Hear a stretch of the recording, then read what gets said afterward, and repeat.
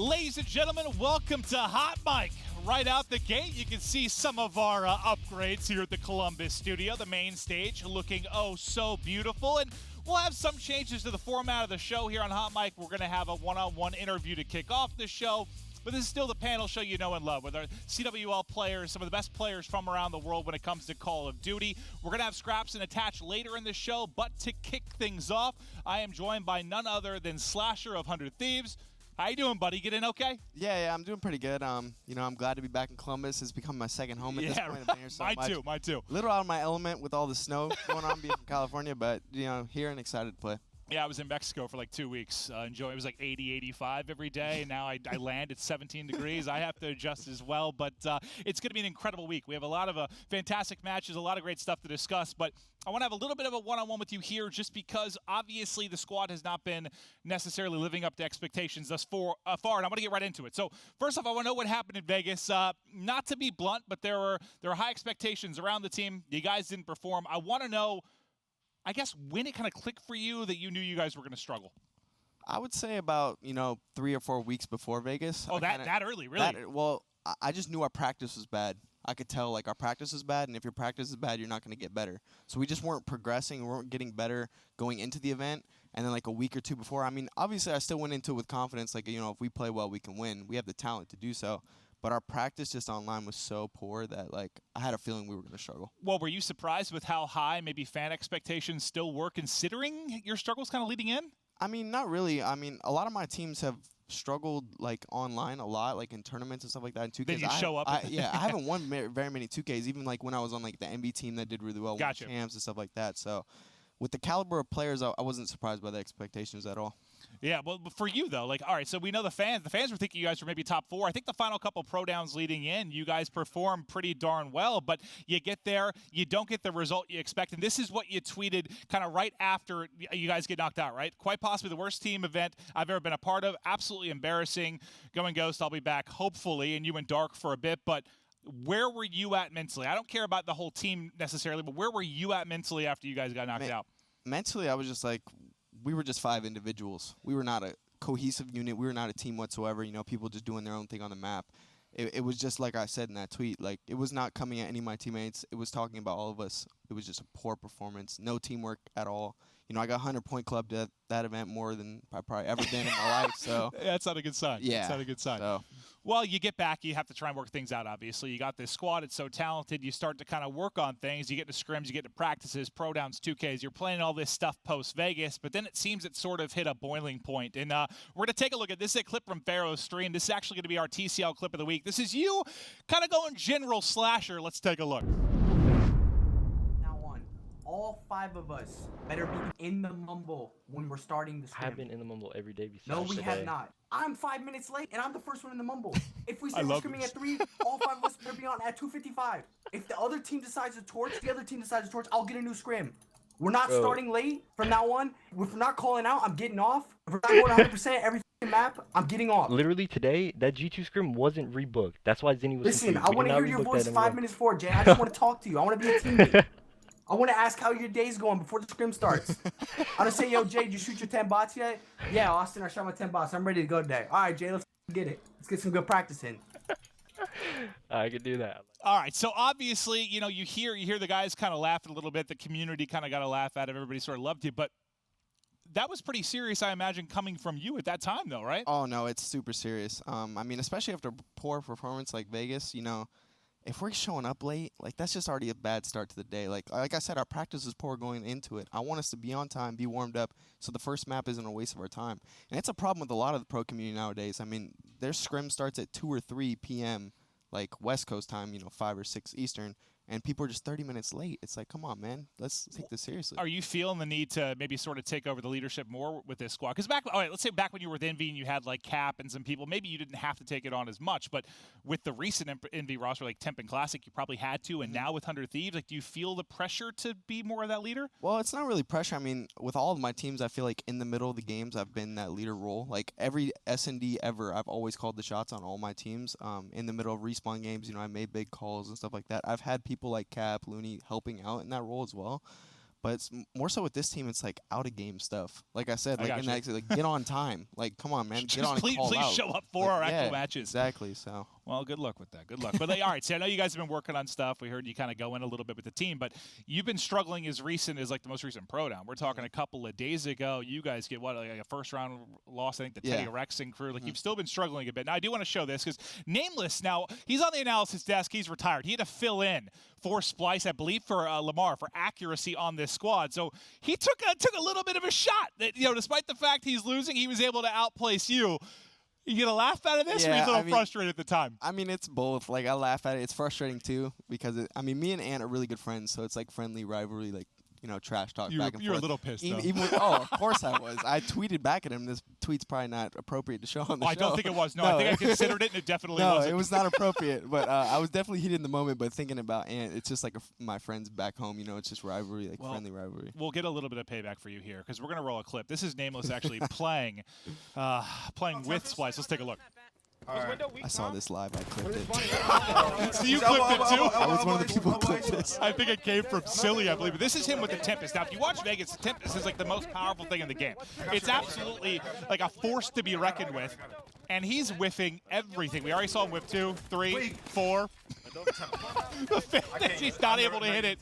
The funny thing about this clip, though, is the whole time Ant's doing nothing. 2,100 damage. Splice still winning the match. I thought it's funny. I showed this to our production team. They're like, honestly, I don't think the funniest part is the Tempest play, more the stats at the end of it. Because if you're the Tempest guy, like you're the one.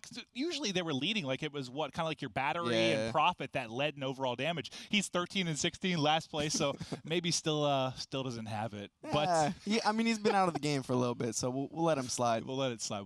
But that is going to do it, at least for the one-on-one segment of the show. SlasheR, thanks for kind of breaking down where 100 Thieves is as right now. Guys, we do have Skrapz and Attach to join us coming up next. We'll be right back after this quick break.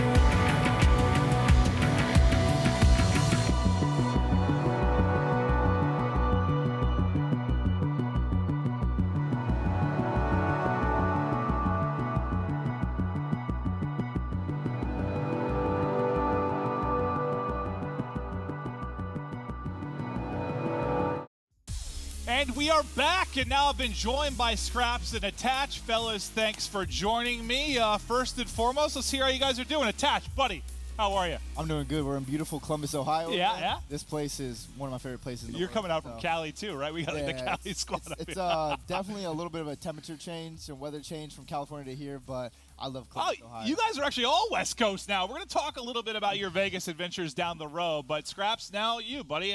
How's it going? You didn't have to fly 12 hours in, which is probably great. Yeah, it feels good to be back. This is like my 4th time on the show, and it's getting better every time. I enjoy it. You'll be here whenever I ask. Yes. I love it. You guys have all been on here a lot. You know, it's the first show. I went with my golden guests. You know, the guys are on here a lot. I know we're going to provide quality content. Thanks, guys. I appreciate that. We're all waiting because we have BB Bop waiting to eat after this. We're all really excited. But all right, so you guys saw the clip of SlasheR, right? You saw him kind of going in on his team. I guess I kind of want to hear from you guys. Is that what your scrims sound like? Or if you had a guy that was going to go in on your squad, just be the general, scream at everybody, who is it? You'd have to say Rated. Everybody knows what he's like. If somebody's taking a mick like that, then he's always going to have something to say about it. I think he had the right to go on at his team. Everybody was being late and so I agree with the clip. I think it is needed sometimes. Yeah, little of course. A little kick in the backside to For kind of sure, get everybody going. When people ain't on doing what they're supposed to do, then that's what needs to happen. All right. Well, what about you? Say rated. What about you, Attach? Because it's like you have like everyone's between what, like 18 and 21, and then there's James Crowder. Yeah, Chris replays or Crowder now. Yeah, he's definitely the one that will go in and say stuff. Everyone is kind of like thinks he's super quiet, which he is, like on social medias and other stuff like that, interviews. But he definitely is a very vocal in scrims and practice and such like that. Whenever someone needs to get going or something needs to be fixed. And well, that's actually what's funny because you see those plays where he has that big clutch and then he's like yawning or something. You think he's all chill. I played like Blackout with him and he's like screamed at me before. He can be a terrifying force. But I kind of want to ask each of you real quick. Just all right, who SlasheR for you? We'll start with you. Who is like maybe the best vocal leader you've ever teamed with? I'd probably say Cap. I think me and him are a pretty good vocal duo. Because I was more the aggressive person. He was kind of like, Cap can not be laid back sometimes. I mean, everyone knows how Cap is. But he was more laid back on the teams that I played with. So Cap for you. What about you? Played with Cap as well. Yeah, it'd probably be Cap and Chris from my Denial team in AW. I mean, if you ever saw old videos, Cap and I literally went to war every day.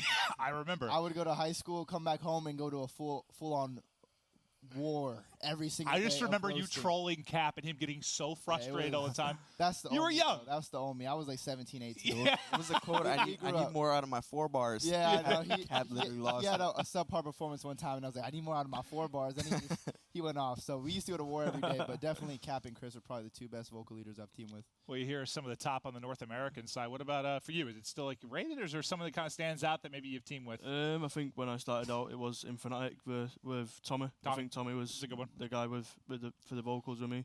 But in game, I'd have to say rated for sure, calling shots and stuff. Okay. Well, so yeah, rated. Tommy, one of the longest standing Call of Duty veterans we've got, kind of in really the entire global scene. All right. Well, now let's focus. I want to talk a little bit about FaZe and the pickup of Celium. So this has been talked about quite a bit in the community.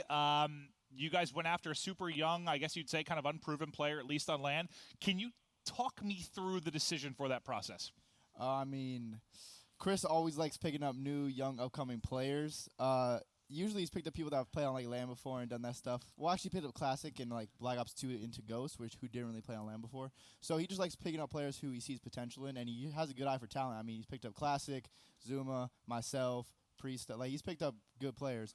And but going into it, like into the actual pickup of Celium, we just knew after Vegas we needed to make a change, and just the roles. It was just something felt off. Like there's times when you could just tell, like in game, it doesn't flow smooth. Like, there's no fluid movement. It just felt all clunky and weird with the team, and we just decided to pick up Celium, and he's fit in pretty well. What did you think the feedback from the community would be? Like you knew it was I don't know if gamble's the right word, or maybe not the person of choice maybe from some FaZe fans, but I guess what did you expect maybe the reaction to be? I kind of expected the reaction that we got. I mean, everyone would be like, "Why'd you drop this person? He has such a high KD."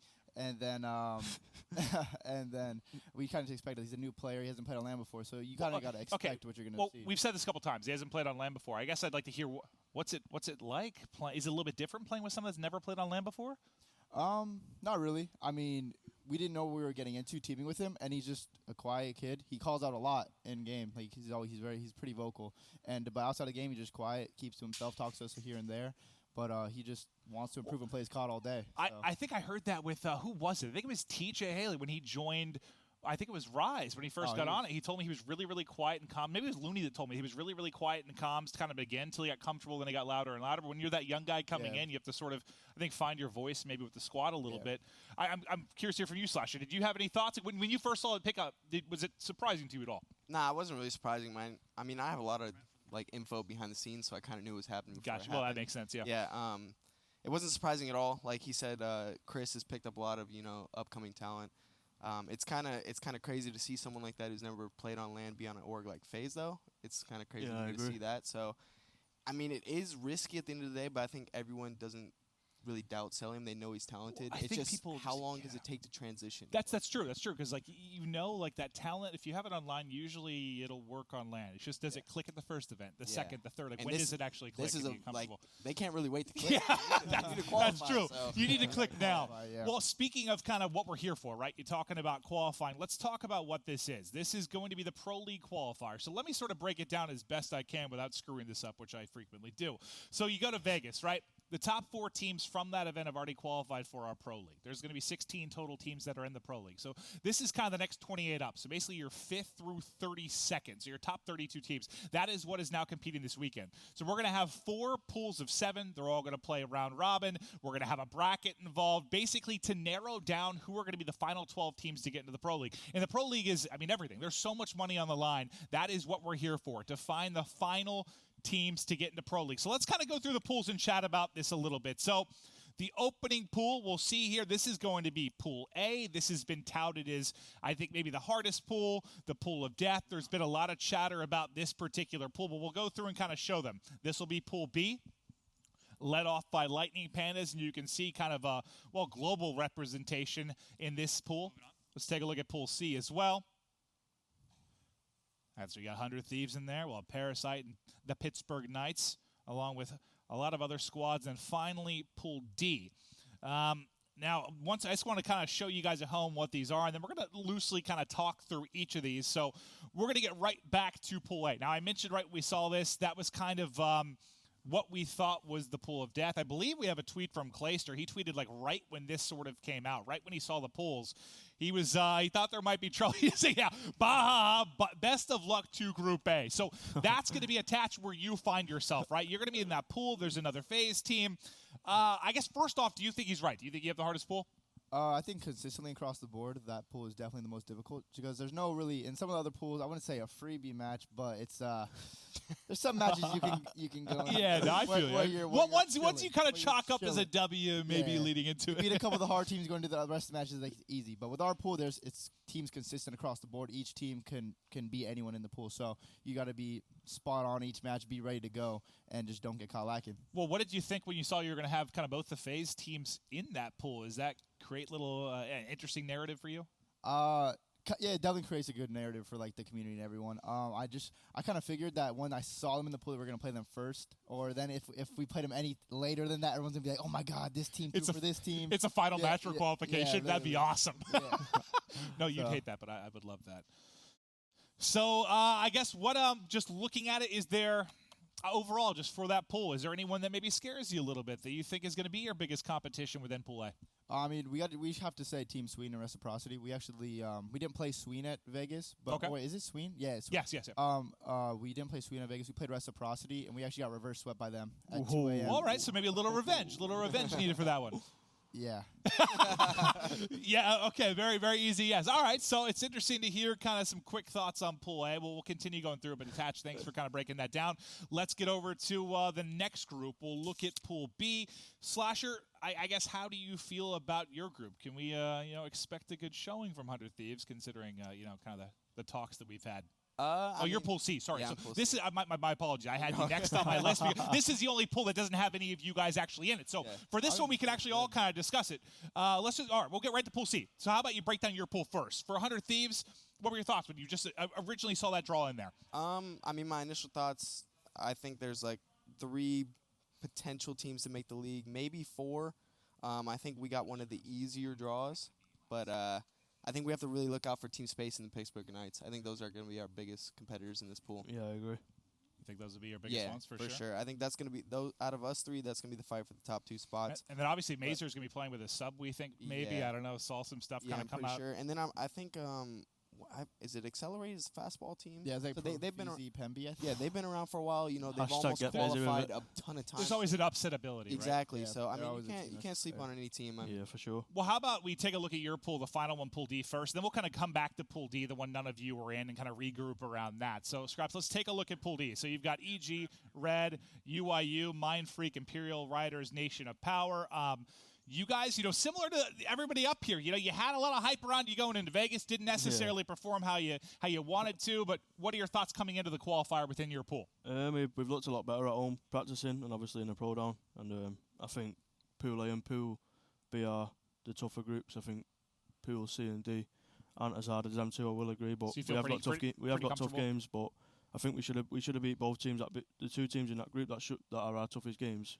We should beat them both. So you guys have been kind of, up and down at open tournaments. You guys have had to either battle through losers brackets or had kind of poor finish. Like you've had a lot of tough runs last year when you look at the open bracket. Since I've joined the team, it's got worse. We went 2nd, 3rd, 8th, and 12th. Oh God. Okay, well, that's not what you want. It's not.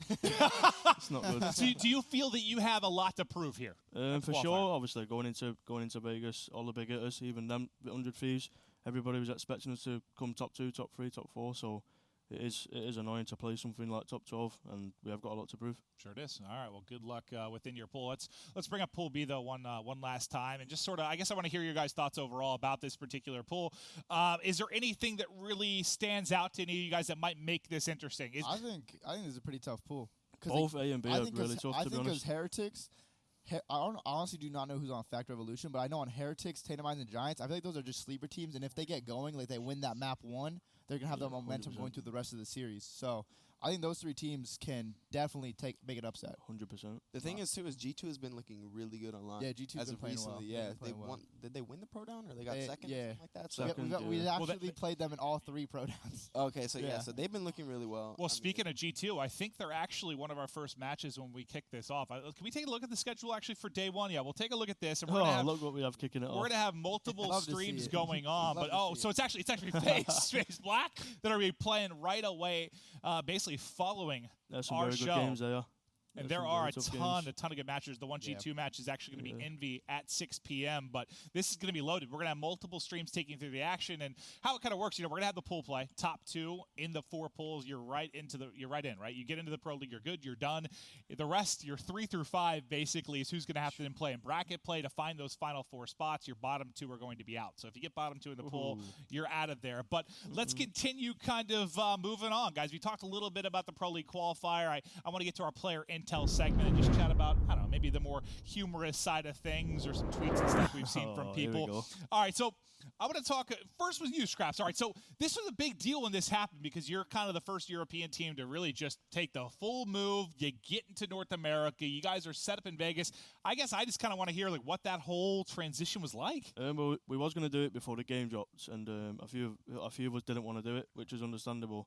And obviously we didn't really have a problem with it, but then Rec were moving here, and we was like, who are we really going to scrim? Because coming into the game, it was like 2 clear-cut teams, and everybody else is basically wasn't the greatest. So we just said, let's just move out here. We was going to move to Texas. We couldn't find a house big enough, so then we moved to Vegas. Well, speaking of the house, I think we actually have a video to show. Oh, you. which one's this? I'm sure you're shirtless as you Oh are in my most of God. your videos. Big But hairy chest out. let's take a look as you show off the mansion. Oh, here we go.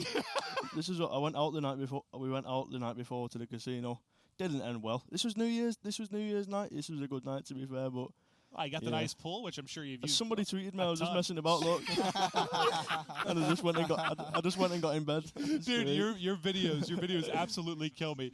I feel like you have them coming out all the time, and they always crack me up. You're definitely one of the It's so random. the humorous spots within Yeah, I the love it. CWL community for sure. This one also killed me. We have another one of your. Oh my tweets. God, where are these all coming from? Dude, this was bad. Like, all right, this is a Eh? picture of your setup.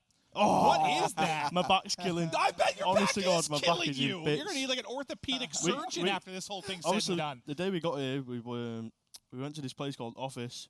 They didn't have any desks or anything like that. So Oh, like Office Max? yeah, they Okay. didn't have any desks we wanted, and then we're getting chairs sent out. Obviously, we're sponsored by a chair company, so they was getting sent out. Can we bring it up one more time to show the chair? You A were lot sitting of in, so confusion we was have going that on again. with the chair company and obviously the people who were sending the chairs out. And then I'm still sat on that to this day. How have you been performing with that elaborate setup? Look at this thing. Honest to God, I've been putting up. Is that a balloon? Yeah, that's a little balloon I was kicking about. Well, where'd that even come from? That was like That was from a wild night. New Year's. They can't New talk Year's, about it. They wild can't night. talk Wow, about we got crazy. We blew up balloons all night. Just It was bad. Yeah, but I don't even know. I'm still sat on that chair to this day, and my back's in bits. yeah. It takes some passion to play at that. Yeah, Oh, I wouldn't be able to do it. passion, I wouldn't be able to do it. passion. I've been Bro. streaming and grinding, playing 8-10 hours. Sometimes I'd be dead. I wouldn't be able to stand if I sat on that thing. I've been the playing entire 2 time. sets of scrims, and then before I get off, I shoot 500 bots, and I lie in bed and I just lie there like that. I'm like, wow, have I just done that? I feel like my back's gonna break. But Okay, well, it's worth it. hopefully you can remedy that. All right, well, let's keep moving on to this. This will be an interesting segment. All right, so we know replays went by replays. He has recently changed to Crowder, which I'm going to screw that up a million times on broadcast. But obviously, when you change your tag, it can be a transformative experience. And I have prepared some suggestions for new gamer tags for you guys, and there they are. I want to know what you guys think. I have Skrapz is Thumb Nugget. Thumb Nugget? Well, you look a bit like a thumb, and a chicken nugget is where I was going with that. You look like a thumb. What? You're the thumb. Come on! Come on. Wait, no, I like. We got SlasheR as Budget Aches. I only put that because I just knew that would annoy you. Yeah. He is Ake's son, so. And then Mama's Boy Attach. Well, just because Yeah. you seem to have a very It's a good great relationship name. with your Hey, mother. there's There's nothing- always. Here's a mum as well. Wait. What's, Hey, what's yeah, wrong where did with this that? What's Mr. wrong with Clean that? come from? I didn't come up with that. Thank you. That was probably our producer, Ethan. That's the most accurate one, though. Yeah, Mr. Clean, that big So shiny head. when I was coming up with these, I'll be honest. The only one that really made me Thumb Nugget. I don't know why, but I was How cracking random is up. that? You decided to call me a thumb nugget. A thumb nugget? Are you gonna use that? Yeah. Okay. That's my nickname now. And so Good. All right. I'll Well, change my name. now that we've met our buddy Thumb Nugget and Mr. Clean, we still have a bit of the show to go. That was a ridiculous segment, but thank you for watching. We're not quite done yet. We'll be right back after this quick break.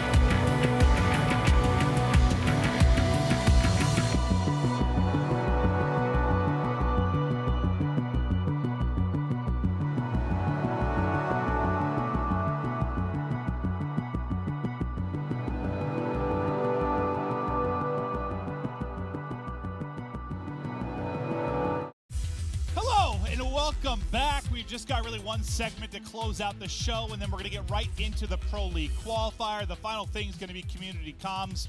We just tweet out a question coming in basically from fans on Twitter of the CWL, and I'm going to ask them just kind of randomly to you guys here as the ones came in. So, all right. This is from infamous_65. What are the top 3 players right now? Attach. You can take that one. The top 3 players you have to say. Obviously, you have to pick the top 3 teams from Vegas. So you probably go with Dashy. He played lights out at Vegas. I think that's a safe one. Then I'll say, who got second? United got second. They're a weird team. Arcity's played really well, but I think Abizi and I think they all played really well. But you got to pick one. I feel like Abizi and Pristini also just. You got to pick one. Impact. Yeah. I'll say Arcity's. Okay, and then who's your third? And then the third for Splice, I'll probably say Temp. Because he just is always gassing himself with those Twitter videos, so you know. But Tip he's been playing really well. So you gotta throw him some gas. Oh, you left him last year, dude. He had so much potential. I picked him up in World War II, man. Yeah. How unlucky is that? There's no advantage. Exactly. Think about that for a second. As soon as there's like any kind of advanced movement, he's so much Nani's better, like right? the best player in this game. Kyler's Mr. 8K damage, like. Yeah, you built a team for Black Ops 4 a year early. Ahead of your time. All right, let's get to Jan24949. What's the pro player reactions to all the young talent coming into this year? SlasheR, you can take that. What have you seen from like tweets and player reactions just to like younger up and coming guys? I mean, like I said earlier, like with the Selim and stuff like that, like we're a little surprised to see them go from like not playing to be on orgs like FaZe or something like that, but it's really not that surprising. We know who's good. But how different was it for you? Like the so grind compared to what it's described for many people at home. What it like you didn't just get on FaZe your first event. When I got picked up by FaZe was the first pro team I was ever on. Before I got picked up on that, I was with a team of AMs and we placed pro together, like a full team of amateurs. We actually Hey, almost we won. placed pro together. Yeah, we placed pro together. Let's Actually, go. we Oh, placed pro together. yes, yeah. We were on that team. And then even after that, like we placed pro, like we didn't get on a top org like FaZe, Optic, anything like that. You still had to play with the players who were like AMs, barely pros. I got on curse after Well, that. because I remember, like, thinking for me when I transitioned at the end of Black Ops 2, kind of Ghost, when I started commentating, I remember one of the big things that people freaked out about was Formal at the time. He switched from Halo. I think he placed, like, top 24 at the first Ghost event with Primal with a bunch of Halo guys. And then he was on TK, then Envy. He just went up the ladder. Fear, I think, was in there. But, like, that was crazy. This is even crazier when you think about it. Just, like, you're on basically nothing then Back FaZe. then, it was an anomaly. Now it's, like, consistently happening with these players. It So. really is. It's interesting to see just the CWL gets bigger and there's more money involved, and I think there's more trust in what these guys are able to do online. But it's been interesting to see. All right, let's get to our final question. This one's going to be for you, Skrapz.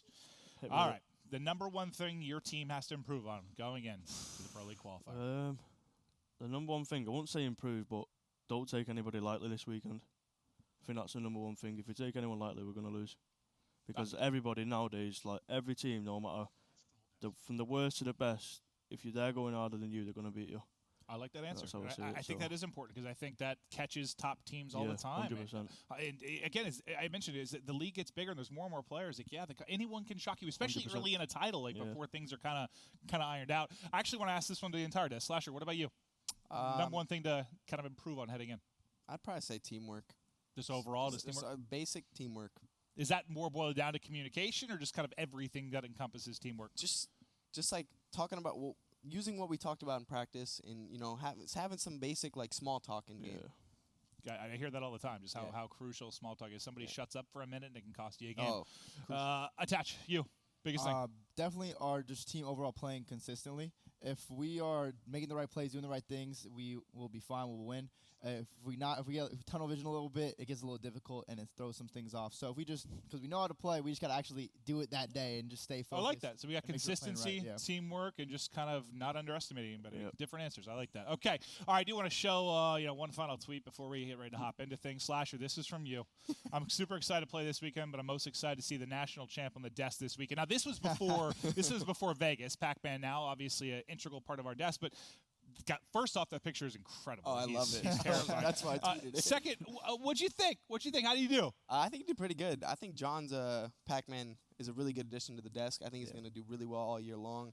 I like having him involved. I like John. Well, people don't know this, that, like, you take a look back. When we were first planning the show Trading Shots, originally the show, a lot of it was based on, obviously you have a lot of different ESPN shows that are similar model, but a lot of it was based on Pac-Man and I from our arguments at the bar. I'm not even kidding. We would be there. We'd be arguing so much about different Call of Duty stuff. Originally the show was planned to be me versus Pac-Man. And then what ended up happening was I think he was working with Rise at the time. We couldn't get him. Yeah. But now, just to let you guys know, Pac-Man is going to be involved in Trading Shots. So you're still going to have, like, Joe kind of learning the show, me and Benson, but Pac-Man's in the mix now. Let's go. That's going to be good. See, I think it'll be great because he's like, the reason I like him and want him for stuff like this is he's one of those guys he'll speak his mind, man. Oh, he will say what always does. He always does. And he's funny, too. So. Nobody's safe at all. Like, he will say anything come at any team, any player's throat. So that'll be really, really exciting. But, guys, that is going to do it for our first episode of Hot Mic. I hope you had a great time. We've got many more episodes to come over the course of the Pro League. But for now, it's time to get into the Pro League qualifier. 28 teams fighting for the final 12 spots